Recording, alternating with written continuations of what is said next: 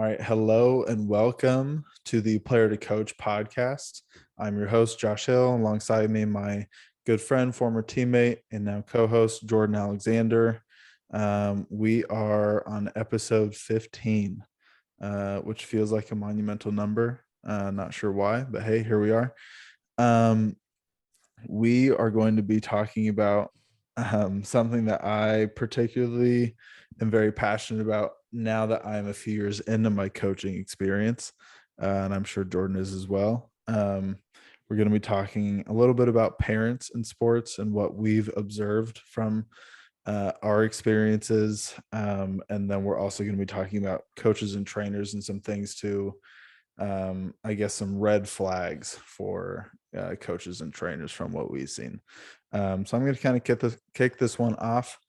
Again, I'd like to reiterate, I'm not a parent, so obviously this is coming from a place of this is what I've seen from a coach's standpoint, and these are things that are changing how I'm going to be parenting when I have the pleasure of being a father one day. So keep that all in mind. So first thing, please stop trying to talk to your kid during the game. Just stop doing that. All in all, most of my coaching experiences come from middle school, high school, and that's where parents are usually most involved. Especially like the younger the kid, the less you should probably talk to your kid, because they're trying to focus on one thing only, and that's trying to actually play the game of basketball. And usually hopefully the coach has a plan for them. They do have a plan for them. And to get five, young-ish kids to be on the same page at the same time on the court takes a lot of focus out of those kids. So anytime you have a parent that's trying to add their own suggestions or own coaching into the situation, just makes it more confusing for everybody. And from my experience, more times than not, it's, hey, Jimmy, shoot the ball more. I want to see you score more points. And that's usually counterproductive to what we're trying to do as a team. So yeah, that's the first thing. I don't know, Jordan, you have any ideas about parents that are also trying to be coaches at the same time across from the sideline? I think you kind of made a good point. I think at the younger ages, it can be really hard when parents are yelling from the crowd, because those kids are going to be super easily influenced by their parents and whatever they're saying and just get distracted. I think it's a little harsh, but I think you depends on who the parent is and if they know what they're talking about. I have a hard time with parents who don't really know what they're talking about and they're trying to, like coach their kid from the stands. I think it's one thing if you like are a coach as a parent, maybe you're just not coaching your kid's team in that moment, or something like that. I've seen both. I've seen parenting or coaching rather from parents in the crowd that is productive and it's also not distracting, but that tends to be at older ages. I think it's really dangerous. This kind of veers off, but I think it's really dangerous sometimes when a parent starts to coach their kid opposite of what the coach is telling them, if that makes sense, especially at the older ages, like in high school, for example. I think that creates an issue with the player, who should I listen to sort of thing. It could create a disconnect between the player and the coach. And so now your player just isn't listening to the coach, or, is just like in their head because now maybe dad or mom is, talking to them constantly throughout the game. I think there's like a line to not be crossed. I've seen it be productive, but I would say most of the time, just if you don't know what you're talking about, just be a fan and just cheer and encourage. I will probably be a dad, if not coaching. I'll probably want to coach my kids' games, but if I'm not coaching, like, yeah, I'll probably coach from the stands a little bit. That's just how I am. But I also kind of feel like I might know what I'm talking about in that moment. And if I don't know what I'm talking about, then I won't say anything. So I can be honest with myself. So I think parents just need to be honest with themselves. That's the lesson, point blank.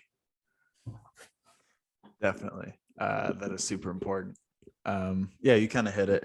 If you know what you're talking about and you have a little bit of self-awareness of yourself and self-awareness of your own kid, hey, here's a school for thought. Maybe your kid isn't the best player on the team, you know, that might be true in your case, might not be true.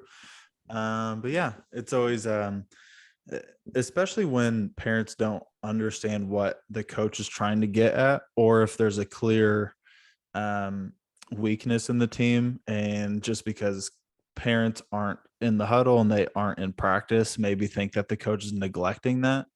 And so, in the car ride home, like, oh, why won't your coach ever teach about this? Or why won't they ever do, address this? Like, how about you ask your kid to ask your coach? Or maybe your kid can give you some insight on that. Coaches aren't all doofuses, and we're pretty aware of weaknesses in teams. And sometimes it takes a while to work the kinks out of those things. So maybe not, you know, um, adding your own opinion on what a coach does well and not well, and maybe because you just don't see the full picture. So there's I that. think a I think a good way of maybe putting it is if you're, a parent in the crowd, I think maybe like don't lessen the value of what the coach is saying. Like if it's not in line with maybe how the coach is coaching your kid or something, don't like don't go against it and then, put your kid in a difficult situation of who to listen to. Obviously I haven't experienced that as a parent yet, but I've coached kids that have parents that, contradict maybe something I'm saying or another coach is saying. And I think that makes it difficult. So don't lessen the value of what the coach is saying. That would just be like, my only hope, I guess, in that situation. For sure. This next point kind of plays off of what you were just saying. Um, Obviously, unless you are like your dad was a parent and a coach at the same time, um, more times than not, a parent won't be, a former college athlete or former pro athlete or former, like, really involved in that sport. Usually they're a parent, and that's kind of it. So if you are a parent, then you are a parent. And then if you are a coach, you are a coach, which sounds really basic. But when those things get mixed, not only in terms of performance, but in terms of like your kid's mental state and understanding of your relationship with your kid as a parent, um, anytime those get blended, I think it becomes a tricky area. And that's even something that when your dad came on, he talked a little bit about, that relationship with you growing up, where you knew when, to kind of to call him coach and when to call him dad. And there's a difference there where, um, if you are, just to kind of like put it in more plain terms, like when you're a parent, you don't send your kid to basketball practice to go get parented. And just like a coach, when he dismisses practice, he doesn't send you home with your parents to go get coached. Like, as a coach, you're there to help the kid become a better player, become a better athlete, become a more successful athlete, whatever. But then when they're home, they should be learning how to become a better person, more well-rounded person, learn how to grow, all those things outside. And obviously, like, sports are a big part of that. But I think there should always be a balance between you just encouraging your kid to do well and them coming home to a full, recap of all the things that they did well and all the things that they did not do well. Especially the younger they are, because you can see a clear mixing between, oh, does my mom or dad love me or like me more when I play well or when I don't play well, and start to see a little bit of a difference there, especially when it comes from parents. And I've got to see that live action, especially being in places where, like, Indiana and Chicago, where basketball is a very big thing to a lot of people. And it's, you know you want your kids to be successful, but at the end of the day, your kids should always know that uh, that you love them, no matter if they had a good or bad game.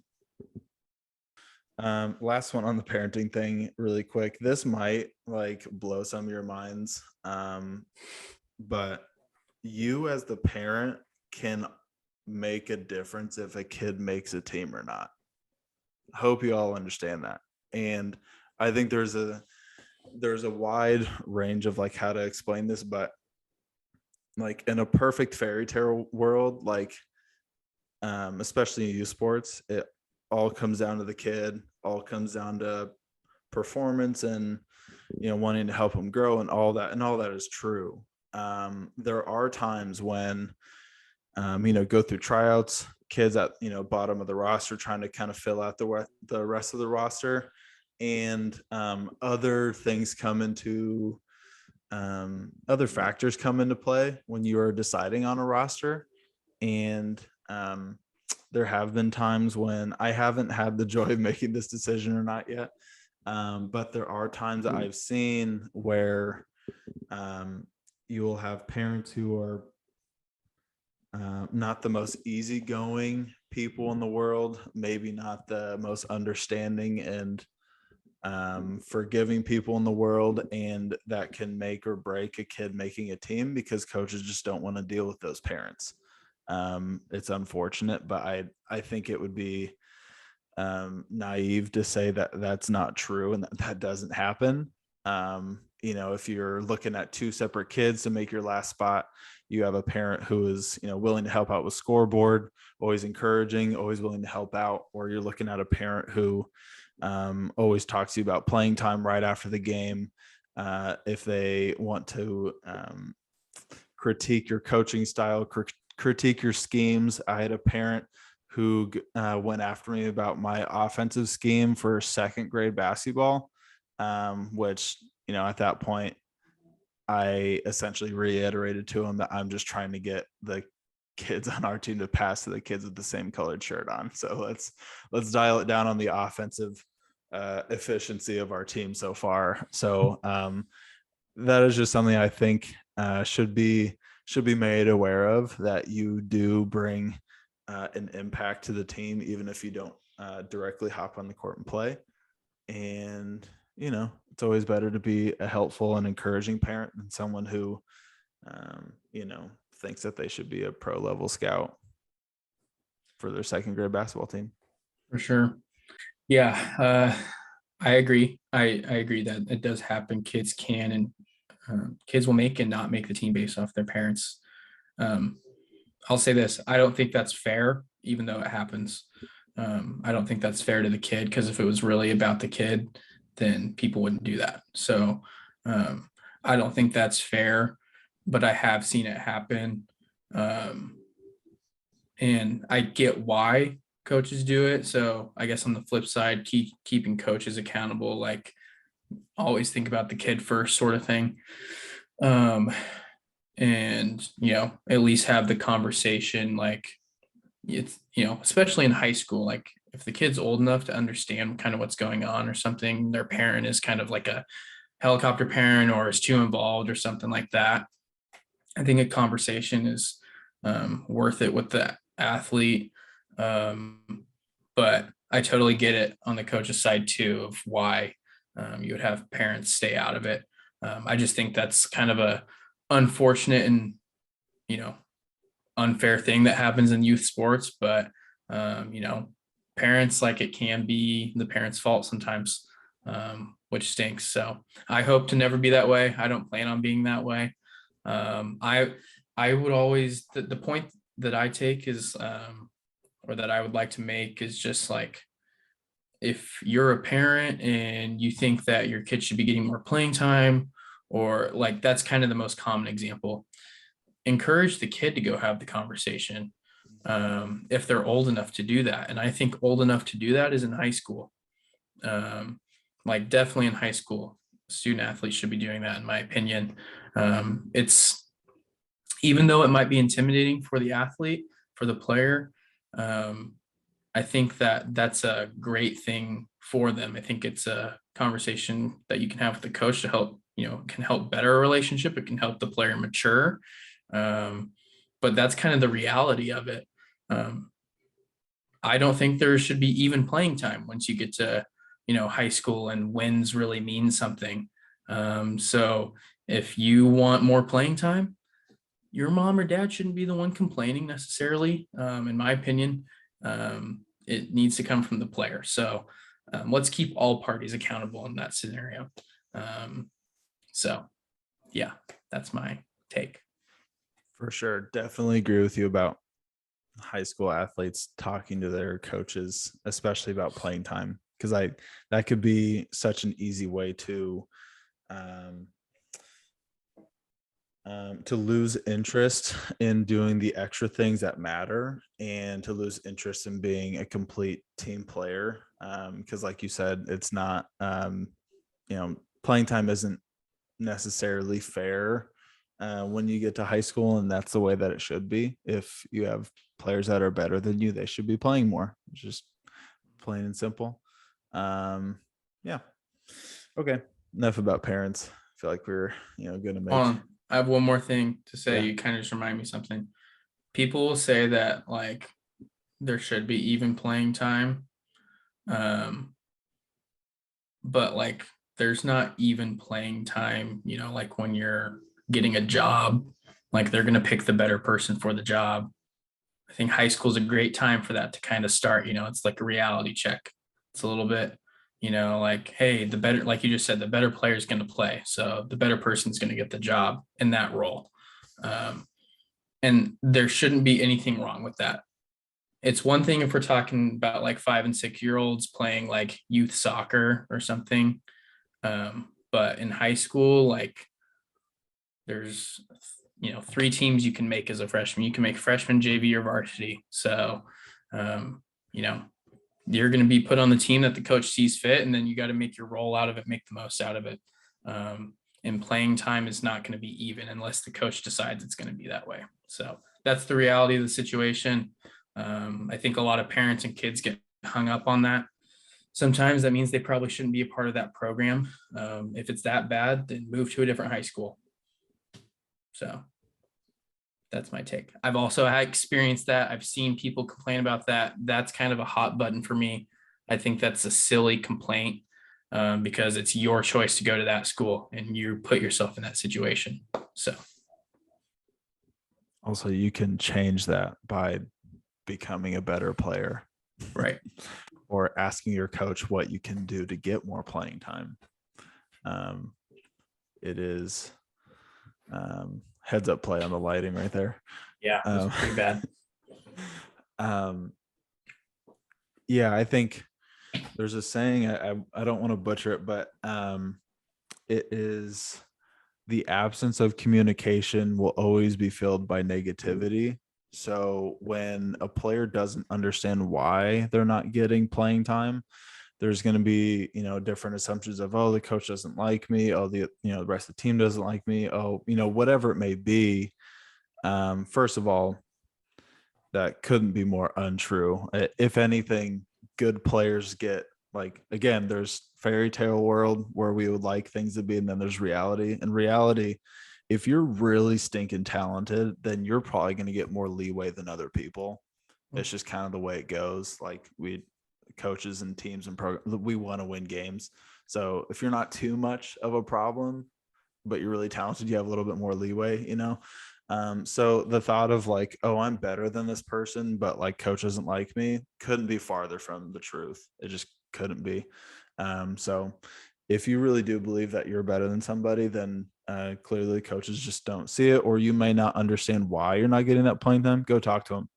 I don't think I've ever met a coach, or I've never felt like, oh, if this person comes ask me about playing time, like that's it for him. If anything, I encourage that. I want you to come ask me questions, because maybe I see a specific role that you could thrive in that will get you more playing time, that you just haven't stepped into yet, and I'd love to explain that to you. But Right. yeah, you kind of hit it on the head for that one. All right, it's enough about parents. It's enough about players. Let's move on to coaching. The more and more I tend to coach, the more and more critical I become of other coaches.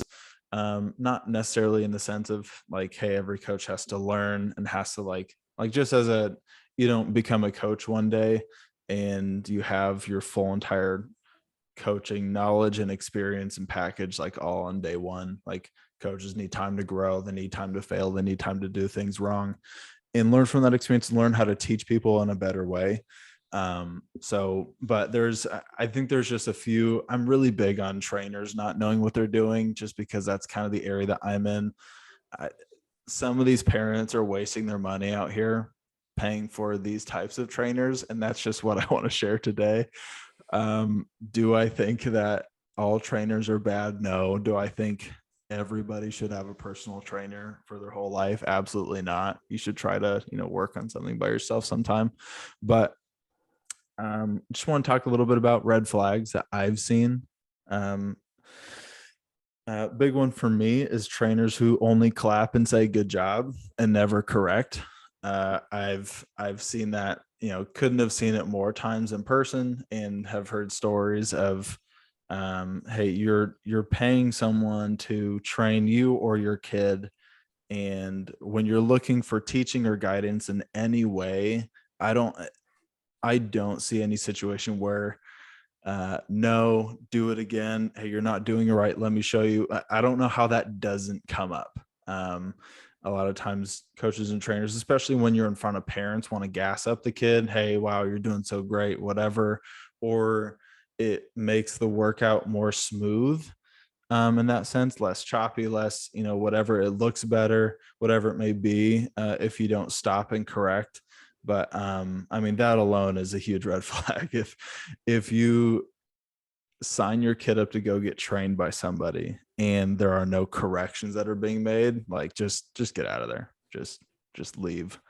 Yeah. um Saying no, correcting, hey, do it again, you didn't do it all the way, you didn't do it to your, full capabilities or your full capacity. Those are things that need to be said and need to be expressed, because as a player, more times than not, you might think you're working really hard or you're doing it perfect, and especially early on, you probably don't have it perfect, and most people never will. But that's kind of the journey, right, of finding a more efficient, better way, to perform a move or to do something on the basketball court. To try to do it better is the whole goal. So correction should be, an essential part of training and getting better in really any way. I agree. Yeah, I 100% agree. I think that's part of coaching and training is there's got to be, constructive criticism, and kind of, building a player up from that. If that makes sense. You're gonna have to remind me. I don't know if I mentioned it on the pod or if maybe I told you off camera or something like that before, but it's kind of related, but on the coaching side. So not a trainer, but a coach. I literally witnessed this in the month, last month in July while I was out recruiting. I witnessed an AAU coach make his point guard throw the ball out of bounds towards their bench. And I did not just misspeak. He was so upset about their team getting scored on that he made the point guard throw the ball out of bounds and then sub that kid out because he didn't want to waste a timeout. And I kid you not, he didn't call a timeout the rest of the game, the whole game. So he didn't wait. There was no timeout to waste because he didn't call one. It happened 2 times in the first half. And to go with that, there was no correcting or coaching after the fact. He literally just like pulled the kid after he made the point guard throw it out of bounds. And there was no coaching them up from that point. There was no correcting. It was literally just like demeaning. So kind of the opposite of what you were just talking about with trainers who just clap their hands and say good job. This was a coach who was like, that's a terrible job and I'm not going to help you and teach you how to fix it. So it's like, people get upset about criticism, but constructive criticism in both of our situations are productive.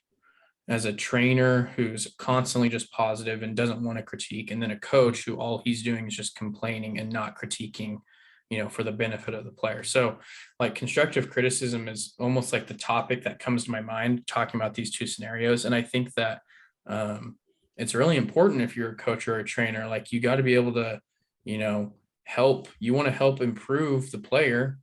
So you can't just tell them that they're doing a great job all the time, because they're not perfect. So that means they're making mistakes. And if someone's making a mistake, well, are you going to coach them up to help them be better?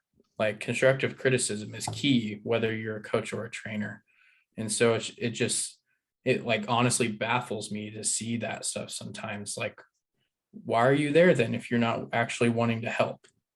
You know, um, I'm myself as a coach, like I'm really passionate about like helping people get better. I'm very well aware of like what my capabilities were as a player, and I coach players that are far better basketball players than I ever was, and I coach players and have coached players that aren't as good as I was, but I can help both of them. And so I think that if you're like truly invested in wanting to be a coach or a trainer and help kids or help players, like it's okay to have criticism and give criticism, and then coach them up. So yeah, you just kind of reminded me of that. And it's kind of the opposite, but it's the same situation. Like there was nothing that came out of it for the player, nothing positive. So The distinction there is, are you being constructive with it? Or haven't have you had enough time of teaching of where they should be able to know this by now? Like, we've done this enough in our own practices, in our own film room, in our own sessions, where it is very clear that they just are disinterested, or whatever it may be, but it has to be constructive. Whenever you see a coach, yelling and screaming at the top of his lungs, is he actually being constructive in that moment? And I don't think there's a clear yes or no answer. I know a lot of coaches who sit on the bench and are very quiet, and are people that I looked up to, and that I um they're very methodical in the way that they move, and I have a lot of respect for people who do that. And I also know a lot of people who scream and yell at the top of their lungs, but the way that they do it and the way that they prepare, they feel like it's justified that they give that amount of energy and that projection to that moment. But the thing that actually matters is, are you being constructive with this, or like you said, are you being demeaning?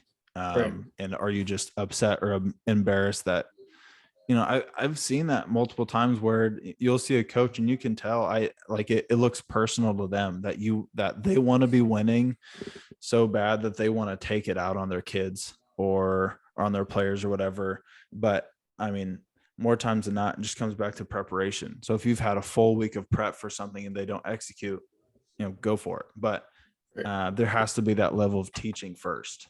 You can't right, scream at a kid for doing something that they don't understand. I went through that right, this last year, where essentially kids didn't grow up in you know in a good understanding of what shell defense is, and that's pretty basic defensive principles is really what you're looking for there. It's just, hey, if ball's over on this side, are you pressing up on the ball, are you in help, or you deny? And just, it's a lot of positioning stuff. And you could tell that there's some kids who had just never done it before, but for them to be yelled at. And in my particular role, I was a volunteer coach at the time, and so I was just kind of off to the side, helped a lot of kids individually when I was there. And I can't even tell you the amount of times where kids would come up to me like, I don't even know what he was yelling at me about. And it's like, well, yeah, it's because we haven't talked about it. And so it's like, well, let me teach you. This is what he's looking for. Completely different story after that. But he hadn't been taught anything yet. right, All he knows is that it was just bad, but he's like, I don't know what to correct. We were actually doing shell one time, and a kid came up. He was like, I don't understand what zone we're in. Like, dude, we're in man right now. So I mean, you can't yell at a kid who's completely lost.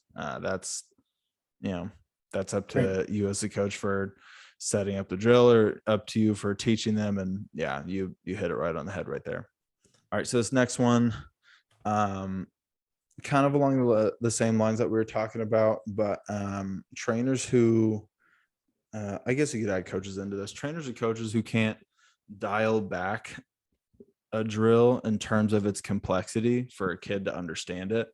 You see this a lot with, you know, kind of how popular training has become on social media due to, hey, look how complex and crazy my drills are, when there are a lot of drills that are not helpful for a kid, or there are lots of really complex drills that are really great for high level, really advanced players. But if you can't see when a kid is outside of their lane in this drill, you need to be able to dial it back.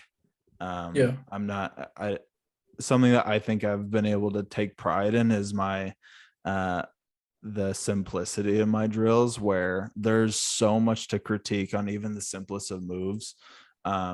Where there's no point of advancing yet until we've hit those benchmarks.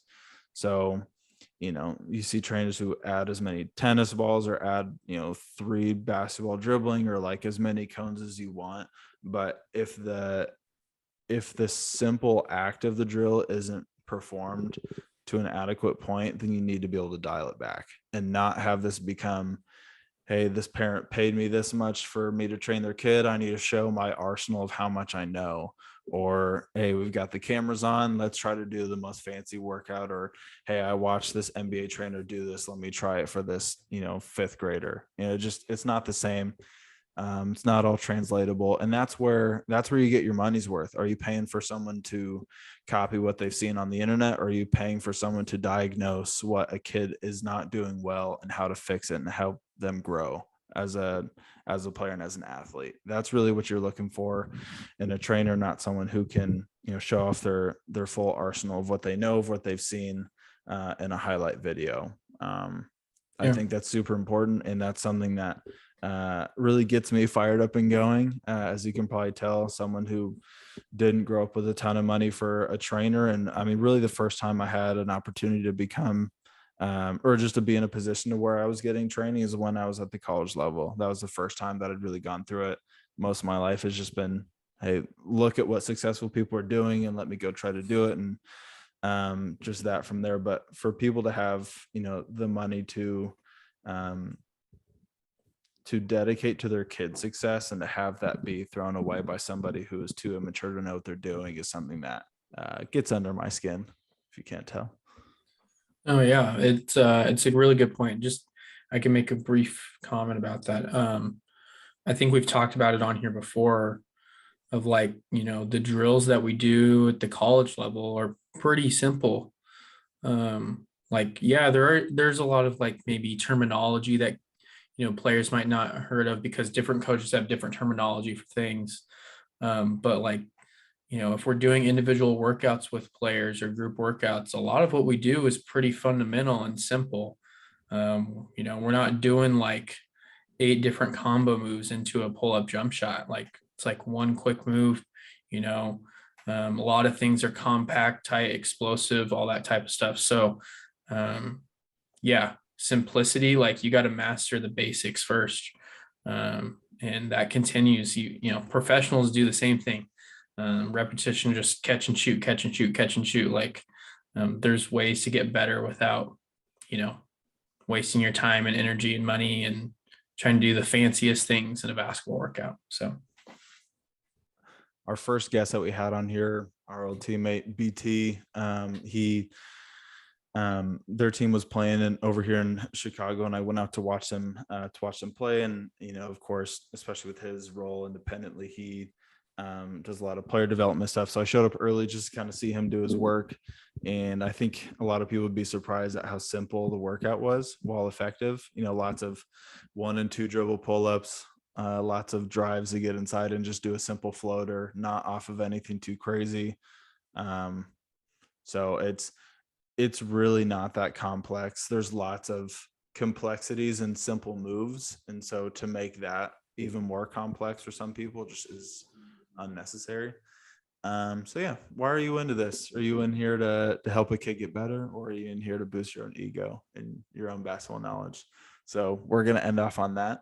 Thank you for tuning in to the Player to Coach pod, and we will see you next time. peace.